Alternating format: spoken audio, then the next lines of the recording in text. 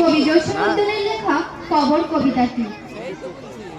এইখানে তোর দাদির কবর, ডালিম গাছের তলে, ৩০ বছর ভিজাই রেখেছি দুই নয়নের জলে। এতটুকু তারে ঘরে এনেছিল সোনার মতন মুখ, পুতুলের বিয়ে ভেঙে গেল বলে কেঁদে ভাসাই তবু। এখানে ওখানে ঘুরিয়া ফিরিতে ভেবে হইতাম সারা সারা বাড়ি ভরে এত সোনা মোর ছড়াইয়া দিল কারা।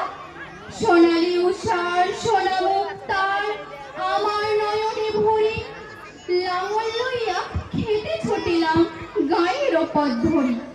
যাইবার কালে ফিরে ফিরে তারে দেখে লইতাম কত, একথা লইয়া ভাবে সব মোর তামাশা করিত শত। এমনই করিয়া জানি না কখন জীবনের সাথে মিশে ছোটখাটো তার হাসি ব্যথা মাঝে হারা হয়ে গেল দিশে।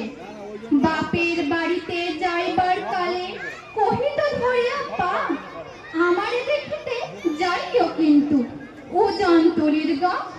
সাপলার হাটে তরমুজ বেচে পয়সা করি দেরি, পুতির মালার এক ছড়া নিতে কখনো হতো না দেরি। ১.৫ পয়সা তামাকেব মাজর লইয়া গাটে, সন্ধ্যাবেলায় ছুটে যাইতাম শ্বশুর বাড়ির বাটে। হেসো না শোনো দাদু, সেই তামাক মাজন পেয়ে দাদি যে তোমার কত খুশি হতো দেখিতিস যদি চেয়ে।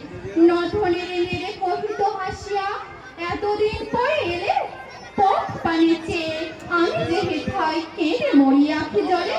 আসসালামু আলাইকুম।